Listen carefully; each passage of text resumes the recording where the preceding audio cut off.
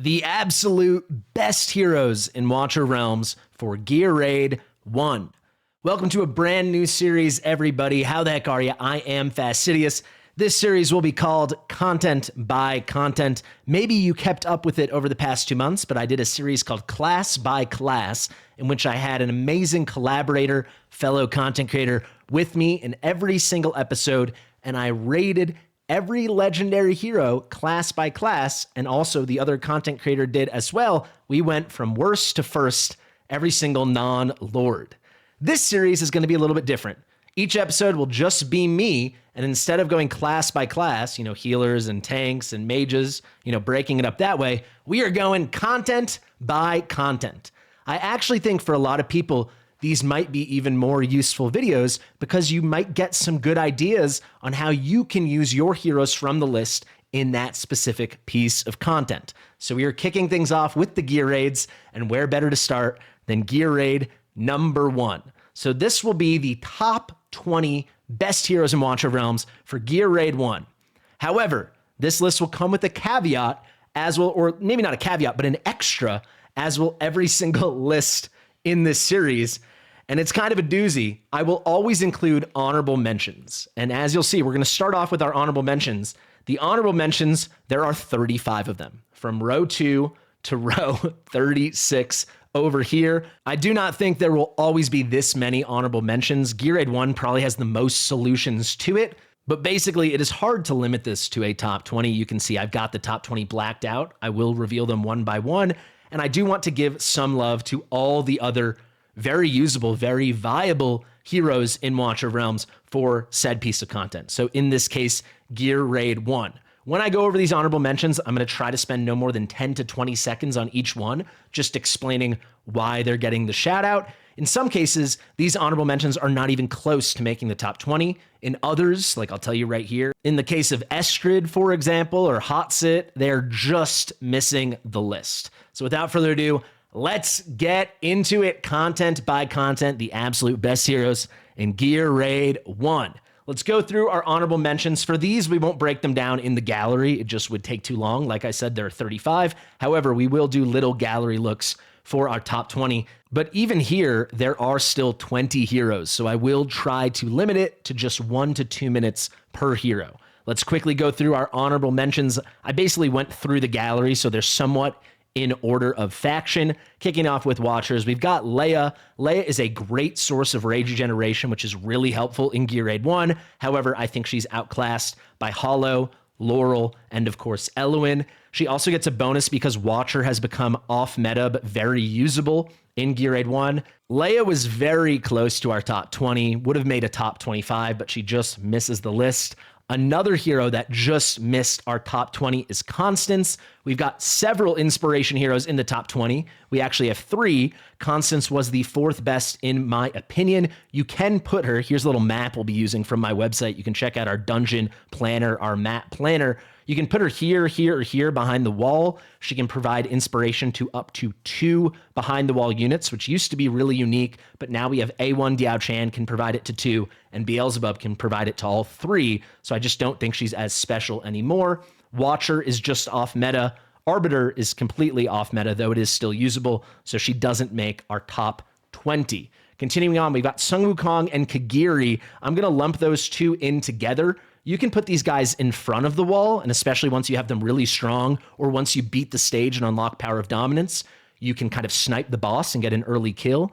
It's very, very cool. Prospector is a great video showing this off with Sun Wukong.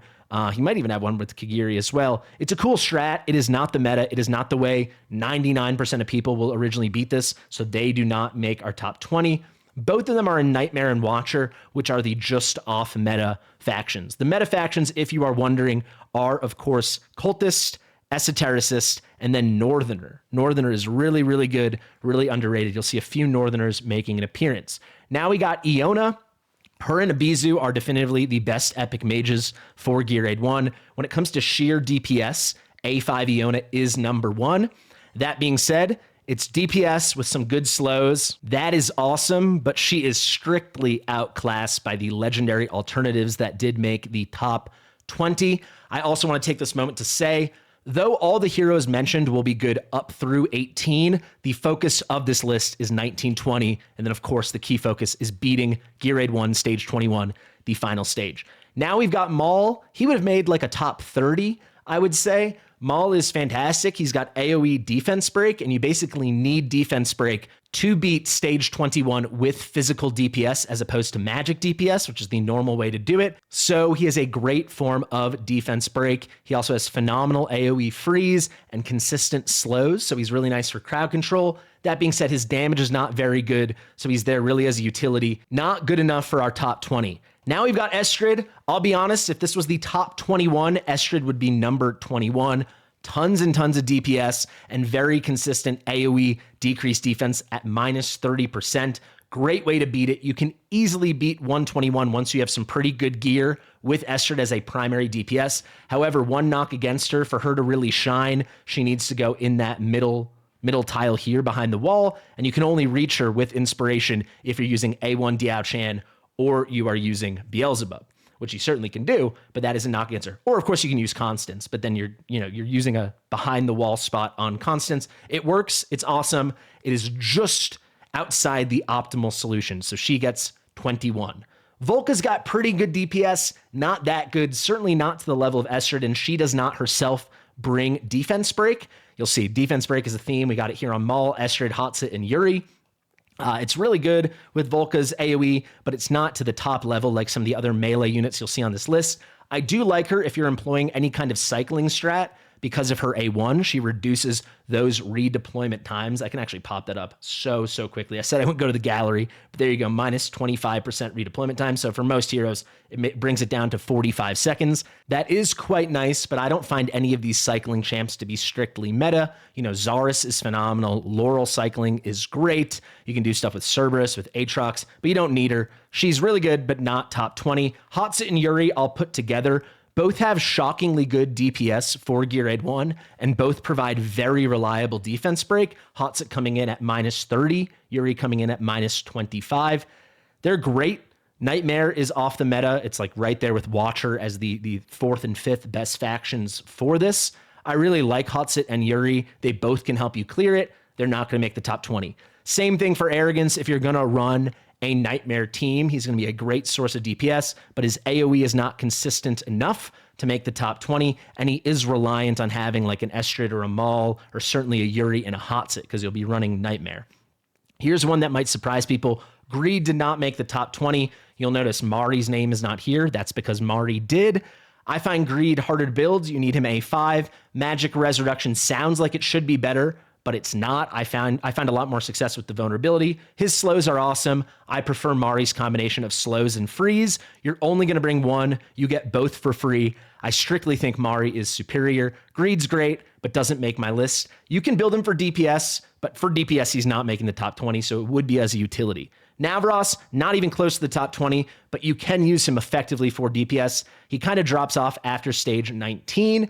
I actually, on my 3-to-play, just took him out for my stage 20 clearance that I did last night, but he's still really strong and he's totally free and fusible. He's a permanent epic fusion, so you can always find him over here. So don't be afraid to grab a copy. And up through 18 and 19, he is really strong. So don't be afraid to go for a Navros. Certainly not a top 20 unit though. Lasir, he's of all the best anti-healers in the game, and I'm not counting like A1 Kriya and Zealous with his exclusive artifact. He's the one that didn't make the top 20. He's just strictly inferior to all the other ones. His damage sucks. His crowd control is completely lame compared to some other options we have, you know, that actually made the top 20. He is really usable. He is really nice. He would make a top 30, but for a lot of accounts, especially once you have good gear, better to just not bring Lasir and just nuke the whole thing out without anti-heal than waste a spot on Lasir, especially now that we have these really flexible team comps enabled by things like Beelzebub and, of course, A1 Diaochan. Captain Reeve can do really fun stuff in front of the wall, tons of crowd control and shockingly good DPS, but running a tank in front of the wall, or you could run him behind, but it really would be in front where you do the cool stuff. It's hard to do. It's not meta. He doesn't make the list.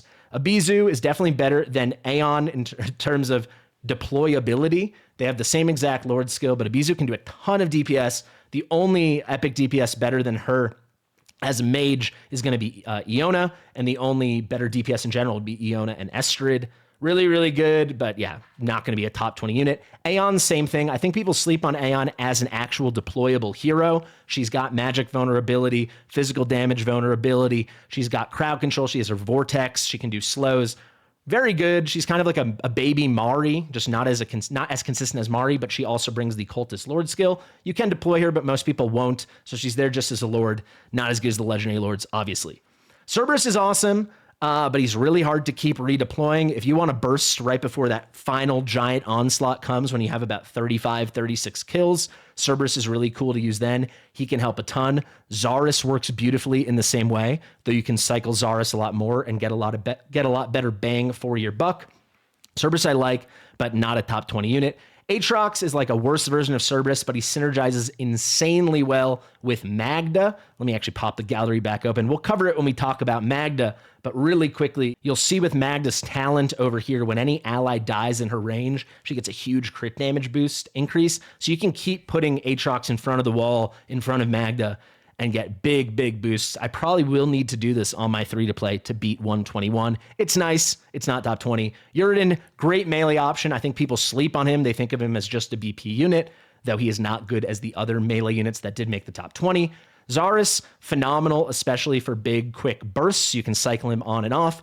The way I like to use him the most, though, because his talent gives him extra summons on that initial first deployment, I like to just save him for that final onslaught. So that's great. He'll delete everything he sees, but it's specific and it's niche. I will say Zarus probably would be number 22. I probably would have had Estrid at 21, Zarus at 22, and then I'd have Leia, I'd have Constance, and then are we going to come up on the other one? Yeah, we've got one more that will be 25. You'll hear about it. Honora, she would have been like 26 or 27. Awesome burst, awesome damage. Her DPS just lacks compared to the other legendary mages. Certainly if you don't have her bonded. If she's bonded, she's in the top 20. But most people, you need to pull a Ymmerit to make that happen. Pharisee, and I'll lump in Nasandai. These are the two best non-rage, regen, and non-just strictly inspiration support healers that you could use in Gear Raid 1. So like they're better than Vortex, better than Lily, anything better than Aelin. You don't need so much extra healing. Pharisee comes with huge heals, nice AoE, and some inspiration, which can be helpful. And then, of course, Nasandai comes with, especially if you have her A3, a permanent attack speed boost for everyone, and then an extra attack speed boost when she ults. Like, she basically does what Eunomia does, but I find her a lot more usable because it's just permanent and easy. For the longer fights, I will say, shout out to Eunomia, but most people aren't going to be looking at arbiters and, ancient exclusives for that kind of thing. So let's go back up here. We just talked about Pharisee. Xena can do the same kind of cute stuff Kagiri and Sung Wukong can do. She's slightly worse than they are. You can do it, though, especially once you have Power of Dominance. She's not even close to the top 20, though.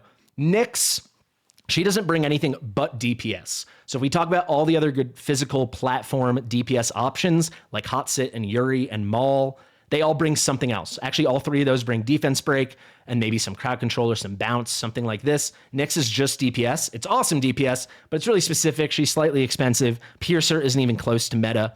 So she's good, but she would be somewhere in like that 30 to 35 range. Pelagios probably just missed the list. He would have been 26, 27, 28, something like that. DPS is good, but you don't get the AoE as much as you want in the right places in front of the wall because he makes those interesting vortexes or whatever you want to call it. But Pelagios is pretty cool. I will pop him up really quickly so you guys can see. He does like one enemy and then does the AoE all around it, and then they can get sucked into these tidal vortexes. When it works, it deletes everything. But because he's in two off-meta factions with Arbiter and Piercer, no way he could make our top 20. Silas, actually surprisingly good, especially if you can wait to use him till the end to just snipe the boss if you're having trouble killing the boss. But obviously with single target damage, even with at the rate a bonded Silas specifically can kill all the mobs, it's not going to make our top 20. I said there was one other that would have made our top 25 that I hadn't said yet, and that is Cyrus. He is the Esotericist, might be the strongest faction for this. It's Esotericist and Cultist. and then Northerner as the third one, and Cyrus is the best Lord for it. His Lord skill really comes into play here, especially if you're using people with summons, and especially if you want to get him behind the wall. He can do a lot of damage as well. Cyrus is really cool, especially, and he can actually tank in front of the wall because the skeletons accept so much damage. There's some really cool, funky strats you can use for a first clearance with Cyrus. I couldn't get him into the top 20 though, because those are kind of niche, specific, funky strats, and obviously he's super rare, not going to be a top option for many people. Venoma, amazing Lord for this, helps you cycle a lot faster with your Esotericist. She makes it really easy to get away with less rage regen because she makes all the costs lower just like Cyrus does, but she is undeployable. She's useless as a hero, though phenomenal as a Lord. Raiden, worse version than these two Lords. He's the epic Lord, but actually he can do a ton of DPS. If you have an A5 Raiden and you choose to put your good gear on him, he could clear up through 121. You know, wouldn't be the ideal top DPS, but with good enough gear, he can do it. Don't sleep on Raiden. That being said, just an epic. DPS not as good as Iona or Abizu.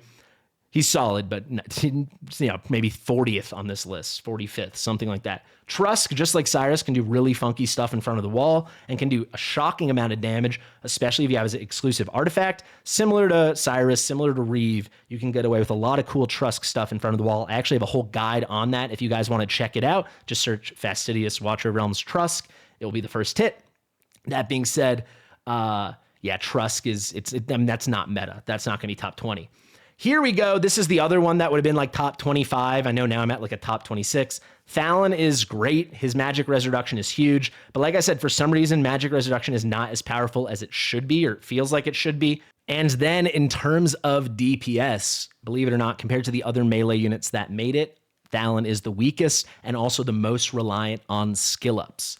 Still really, really good. He would have, you know, he's like top 25, but yeah, not our top 20. I got to say, you might have seen something change. I had to add Laurel over here because I actually noticed I was missing something and I was like, oh my God, I had a top 21 without realizing. So Laurel was who I had 20th. So now she makes it over here. Laurel is a phenomenal source for rage regen. There's some fun stuff you can do if we go to the map over here where you put her here or here and you can do big bursts of cycling of ults. Because there's only a few moments you need huge cycles of ults. So when you're at about 16 to 18 kills, you get your first round of big scary mobs that can really tear up the wall, come down. What you do is you ult with all your guys, then you pick up with Laurel, and pretty quickly you can finish them off if you didn't have enough DPS by ulting again. Then you do the same thing when you're at about 35, 36 kills, and that final onslaught's coming down. You ult, pick up with Laurel, and you get a quick ult again. It's really, really useful, especially if you're not bringing anti-heal units and you just burst the DPS in those tight windows between the healing. Laurel's really good. She just misses it because of the mistake I noticed I made. Ai is actually really good. She can do a lot of DPS at A5, though it takes really good gear. The key reason I'm giving her a shout out is because there's no better, believe it or not, even better than Marri. There's no better enabler of Boreas and triggering freezes to trigger his huge frozen purification explosions. There's no one better at that than I, because she's putting her ice crystals everywhere. She's really, really, really good. By the way, since Laurel now comes in at 21 and she got pushed off the list, all those other rankings where I said this would be 25, this would be 22, push them all back, add +1 to all of those, because Laurel would be 21. She just got pushed off the list. Finally, Praetus. Can you beat 21 with Praetus? Yes, I've done it for fun when I get bored on takeovers all the time, but believe it or not, even a really well-built Praetus, it is an inferior comp to run Arbiter. And he's probably going to take a couple other Arbiters, which you very likely might not have at the time you reach 121. Maybe you haven't done that many Ancient Pulls unless you're a big spender. Can you beat it with Praetus? Sure. But even if you had the full roster, if I was on my test server, I would not opt to go Arbiter. I would always opt for something like Cultist or Esotericist. And then frankly, my next options would be Watcher and Northerner. And it only would be then, assuming I had a nice full roster, that I would look to the Supreme Arbiters. Whew.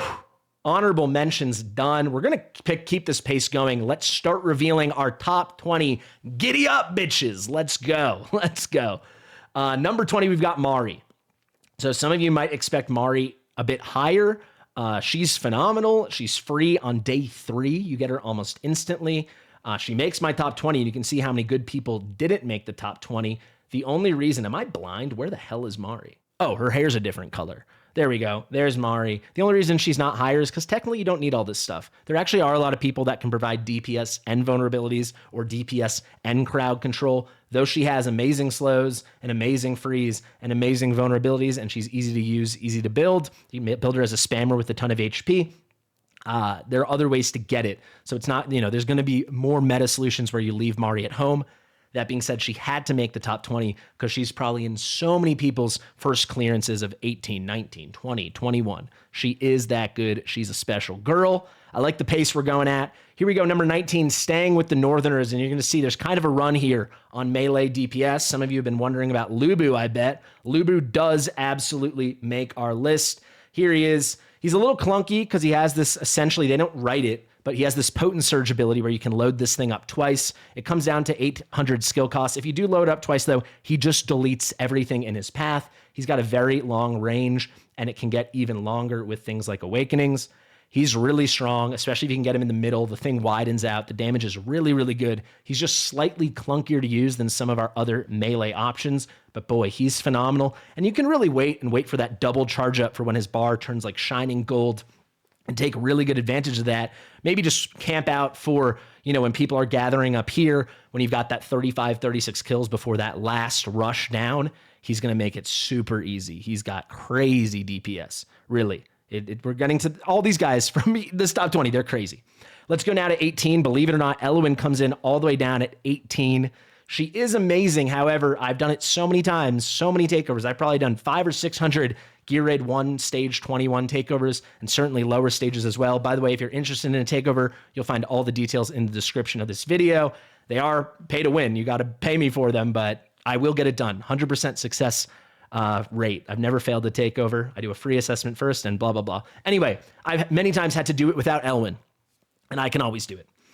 You need nature's favor over here, max skilled. When it's not skilled up, it's only 0.2% rage per second. When it is max skilled, it is 1% rage per second. It is 5 times more potent. This makes your ult cycling so much easier. She is amazing. She is OP, broken good for Gear Raid 1, but I wouldn't say she's a necessity or essential. If you have her, you better freaking use her, but technically you don't need her, so I couldn't put her higher than 18. Let's continue to number 17 here. We've got Ardea. No one, full stop, no one. And I'm including the ones that are higher on this list, but a lower number ranking. No one is better at deleting units in this game than Ardea in terms of a melee behind the wall in Gear Raid 1. However, some of these other ones, they're like Magda or Valkyra. We mentioned Lubu. We're going to mention Aeris in a little bit.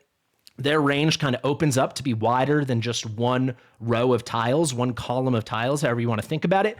Ardea's does not. So she will completely delete her row. Like whether she's in the middle, the left or the middle or the right, she'll completely delete everyone as long as you have any good build on her. You don't even need a defense break because her base attack is through the roof. But that being said, it's not that wide. So there's cool stuff you can do. Like I always like to build up from the left. So you can put Ardea on the right, and she'll handle all the annoying things you're just missing because, there's people that are in Diaochan range or Beelzebub or Dolores, whatever. Ardea can be out of that range and just tear everything up. Or you can put her right next to a Dolores or Diaochan or Beelzebub and go even crazier, but she can only handle one lane. So I couldn't put her any higher. You can also, even early on if you got crazy gear, but certainly once you unlock Power Dominance, you can snipe the boss very quickly. By the time you're at like 16 kills, you can snipe the boss with Ardea behind the wall because her range is so long. But that is a post-clearance Power of Dominance thing for most people. So good, though. She is so good. Let's go to number 16 here. We got Aeris, speak of the devil. Aeris is probably him and Magda are the single best DPS for a melee unit in the entire game for beating Gear Raid 1. Aeris is insane. His multipliers are just nutty. On top of that, he can provide slows, which is really powerful because it enables the cultists you might be running him alongside. So you could run Aeris as a watcher or an esotericist or without a faction, and he's providing crazy damage and also crowd control that helps the cultist team you're running on the other side. The reason Aeris isn't any higher than this is because it's just crowd control. It's just crazy damage. It's amazing. And probably in terms of pure damage, it's just him and Magda. They're in a league of their own. However, someone like Valkyra, pretty crazy, consistent, 100% uptime on her lane with magic vulnerability. So that gave her a slight nudge. But do not sleep on this guy, especially if you can get him. A1's great.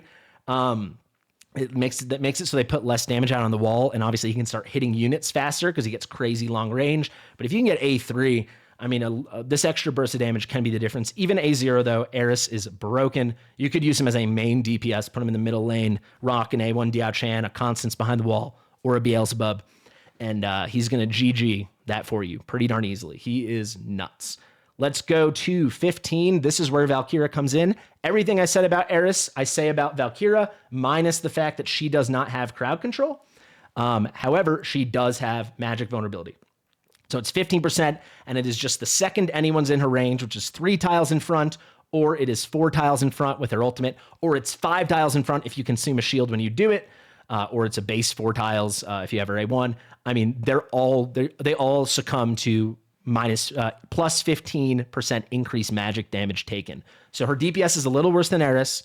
Her crowd control is non-existent, but this vulnerability is permanent, it is consistent, and you're constantly having enemies die, so she constantly has increased damage multipliers. As the fight goes on more and more, her attack is building and building and building from the Sword of Victory.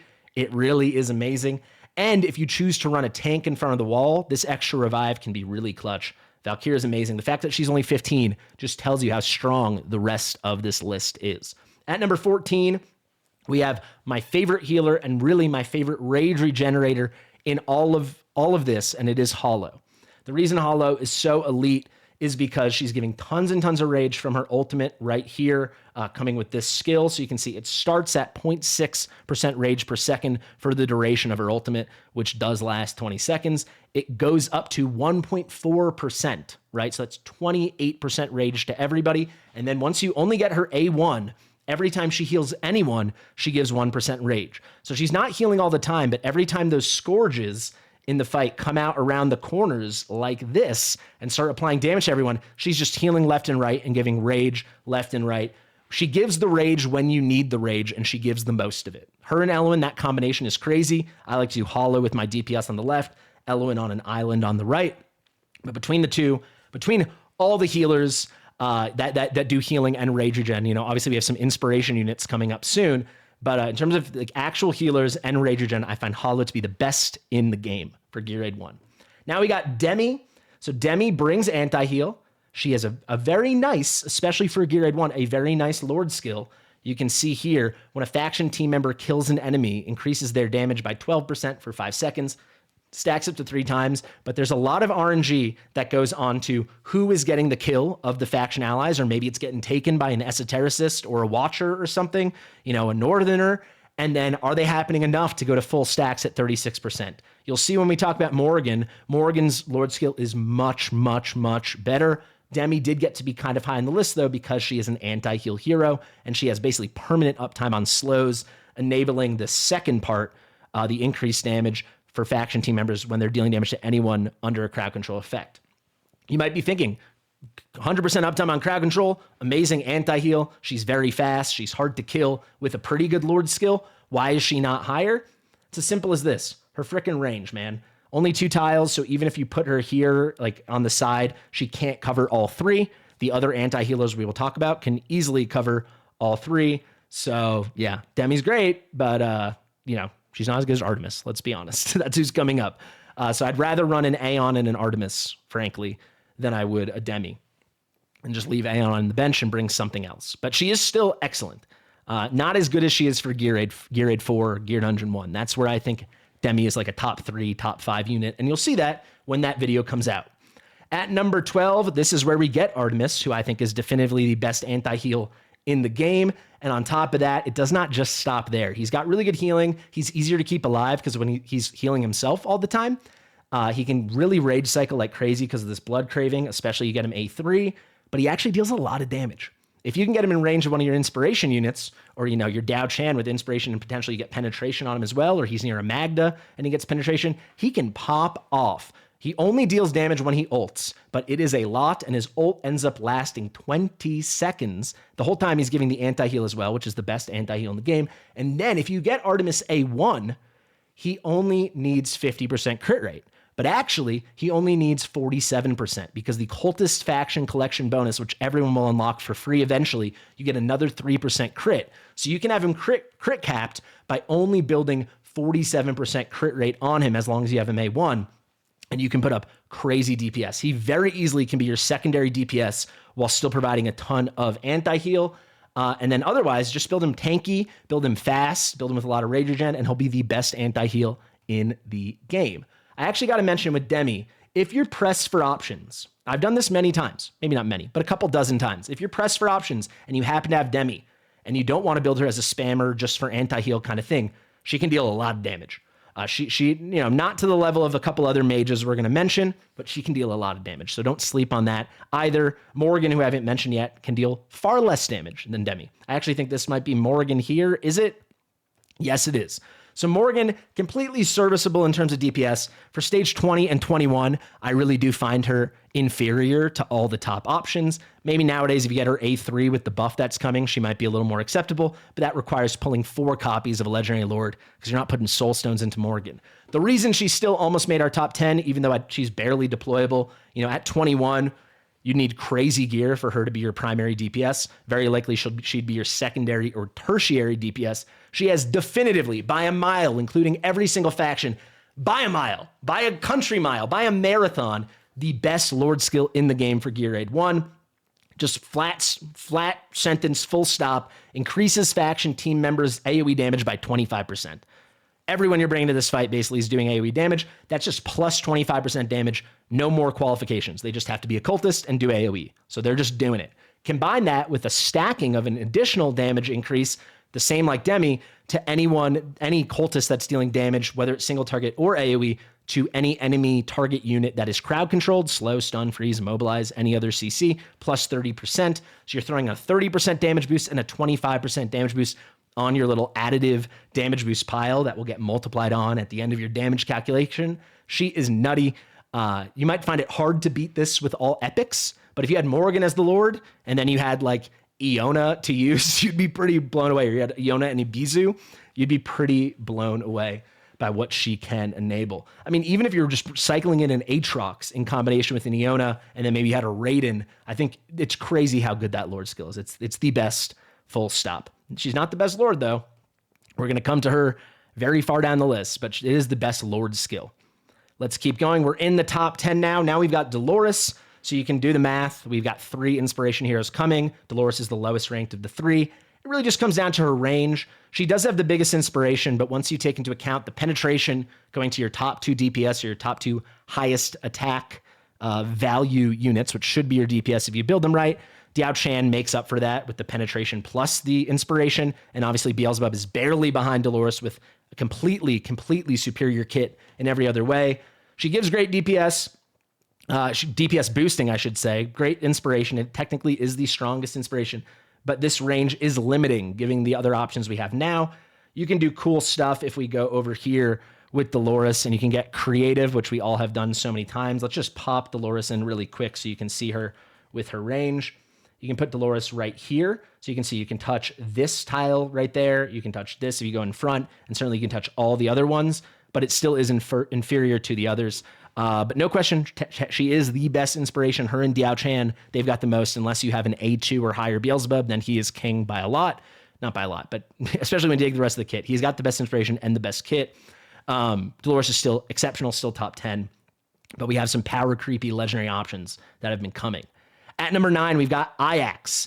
Ajax is just amazing. The only thing I'll say is his damage might underwhelm you for 20 and 21, though he can still primary DPS it, but you kind of need full skill ups. And then to take him to the next level, you're going to want his exclusive gear, but certainly his exclusive artifact.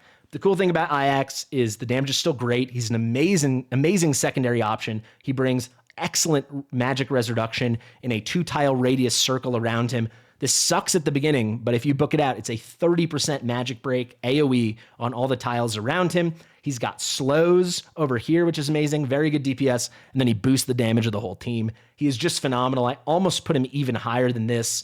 Just the reason I couldn't is because even if you had him max skilled, even if you had him A1 or something, he's just not at full potential DPS and not in line with the others until you have a bunch of awakenings, or you've got that good exclusive gear and certainly that amazing exclusive artifact, maybe with a couple promos. But Ajax is amazing. At number 8, we have our second of the 2 remaining or first of the two remaining, but our second highest of the remaining inspiration heroes. This is where we get Diaochan. I'm just assuming, because this will be the reality for many people soon once Abyss 1 is introduced, everyone will have pulled A1 Diaochan that went for her, or will have Diaochan and will use eventually an unpolished soulstone on her because her A1 is that good. So this increases her basic attack range, which is her permanent range, and makes it Aelin range. So what does Aelin range look like? Let me show you. It's basically like these huge two overlapping rectangles in both directions. This allows Diaochan to touch so many squares. So if you put Diaochan here, she touches here, here, here, here, and all of this. Touching those two spots behind the wall is crazy. When you need, in a pinch, a little magic damage reduction, she comes through in a huge way. Like if the Scourges are coming out as you progress, I actually just did this on my 3-to-play, saved the run. Combine that with a really, really powerful inspiration and penetration increase that goes up to 20%, ignoring 20% of defense and magic res to the 2 units with the highest attack. It is nuts. For her to be above Dolores, I think she needs A1. But like I said, I think eventually A1 is just going to be an accepted thing that everyone has with their Diaochan, because it only takes 1 soulstone or that 1 lucky pull. If you already got it, it will make all the difference in Abyss 1. So everyone's just going to start doing it for everything. She is just phenomenal. She can do everything. She's triple S. You'll see that as I update the ranks. I think within the next 2 weeks, we'll update the full tier list, and Diaochan will be getting triple S. There's a little sneak peek. She is a top 5 non-lord hero in this entire game. She's good in every single piece of content. Let's go to number 7 now.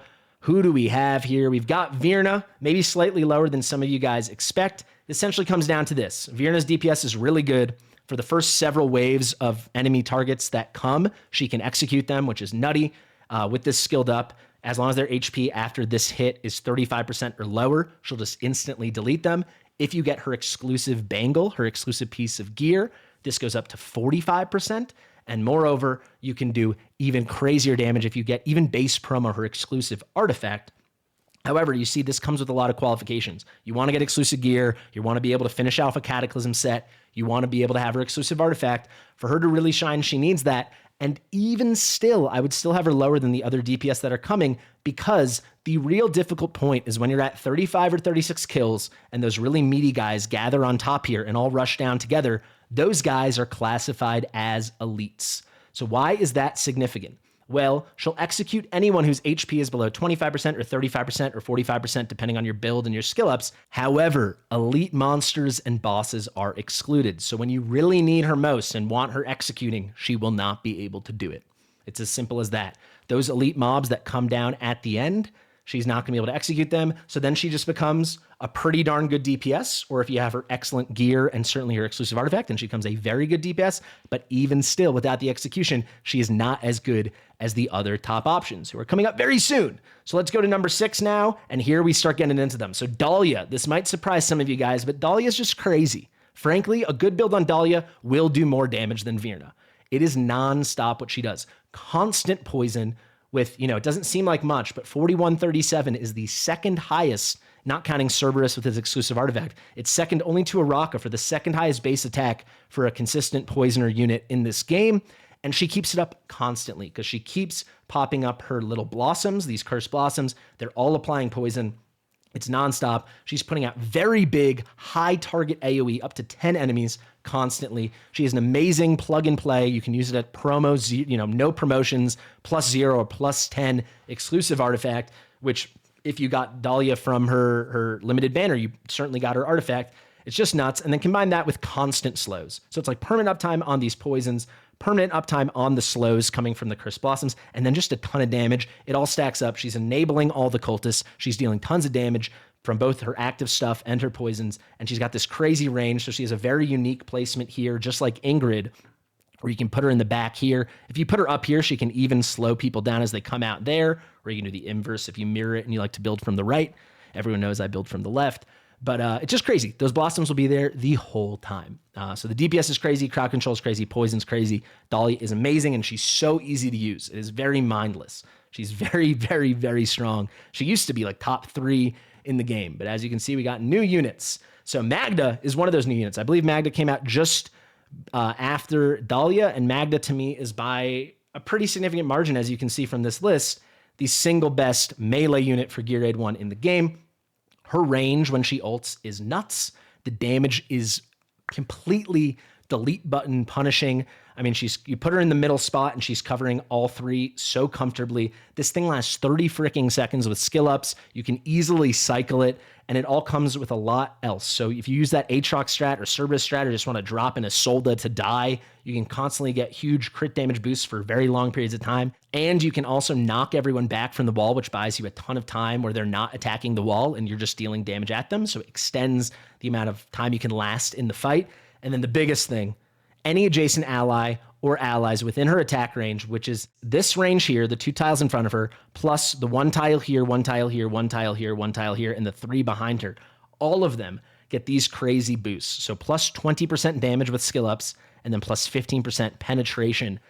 It makes it so much easier to build everyone else. So she's a top tier damage dealer with all these ways to boost it further, and then a crazy support functionality. She was built for this. She can solo it. I have a video of her soloing it. She can very comfortably solo it. She is nutty. On to our top 4. Home stretch here, folks. Quite the video we've got going. Here we go. Our best non-Lord DPS. As you're going to see, Khamet is just ridiculous. He's not bringing much besides DPS. He does do Curse, which locks people out from attacking the wall because they can't do their basic attacks, which is underrated. But the key thing is Khamet is just an AoE burst mage who is coded as a single target mage. He is single target multipliers while actually doing AoE. Khamet just goes boom. Well, I'll just tell you, it's obvious. Ingrid is the only better DPS in the entire game than him for this, and Khamet goes boom. His hits bounce around when he gets kills. Whereas that here, he gets these obliteration strikes where the damage is just insane. He gets these big AoEs. Khamet is just completely, utterly nuts. It's just DPS, and it's just endlessly good DPS. So there is one other esotericist DPS ahead of him, and that is Boreas, who at one time was definitively the #1 hero in this game, even post-nerf for Gear Raid 1. Now he's number 3 because of 2 additions. So why is Boreas number 3? His DPS is slightly worse than Khamet. It used to be the best DPS in the game before his nerf. Now it's just slightly worse than it was before, so it's the best DPS besides Ingrid and Khamet. So it's nutty.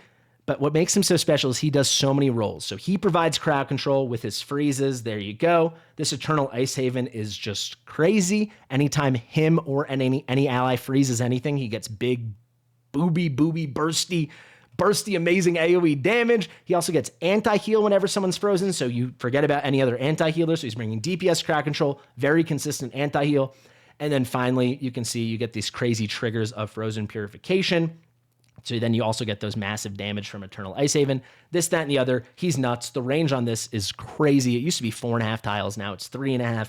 Boreas is nuts. I'm going to leave it there.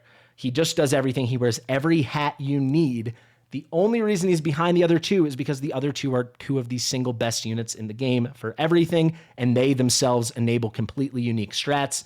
Boreas can solo carry Gear Raid 1 easily, but he needs a little bit of help. So in terms of DPS, he solo carries it, but you need to bring a Marri or an Eye unless you get him A1, right? So he can get more freezes himself. He's amazing. He's number 3 for a reason, but we got to get to our top 2. I think the order of this top 2, you probably know who they're going to be. The order might surprise you. At number 2 is Ingrid. Ingrid is a strat all by herself. So she can be your Watcher Lord, and then you can run her with other cool stuff, like an Aeris or maybe a cheeky Wukong or Kagiri in front of the wall, whatever you want to do. Her Lord skill's kind of underwhelming. It's just more like kind of single target damage, and she gets the cool Watcher stuff. But just keep her in solar mode. Even if you have her A0, you don't need her A1 or A3. She just bursts through everything. So if we go over here, these solar flares with the true damage, they go psh, and it's a 3x3. So it's this, but endlessly forward, and it's 3 tiles in width. She can delete the whole thing. She's the best DPS by a mile. So if you have Ingrid, I think you have no excuse not to beat 121. She is that good. I don't have too much more to say. You can run her in either Watcher or Arbiter, and she'll be fine.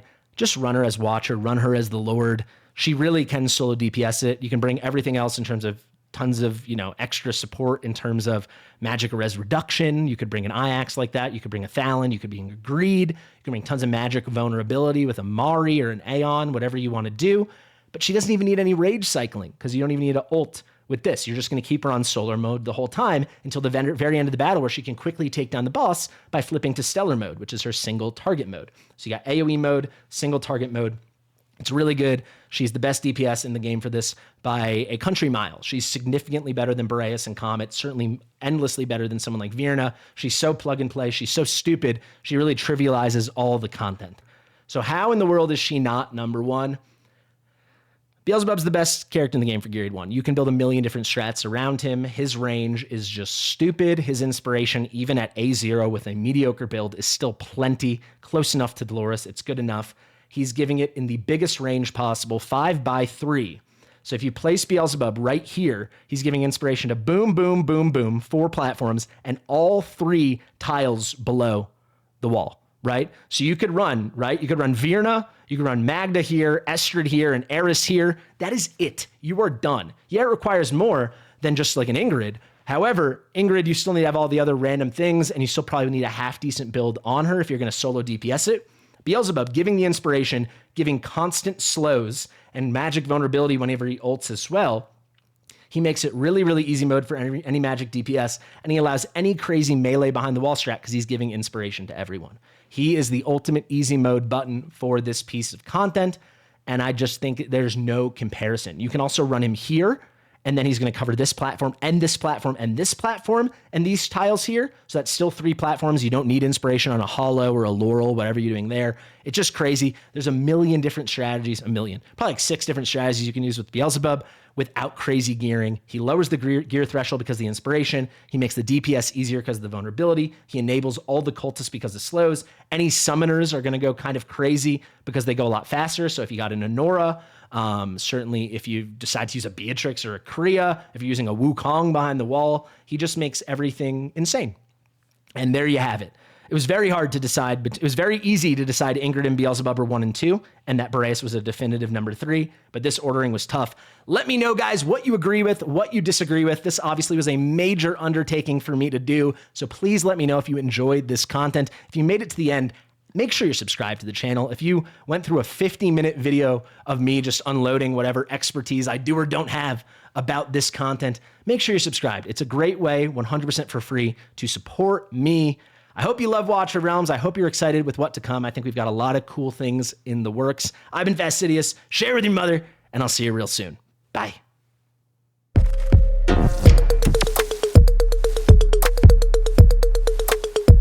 Fastidious.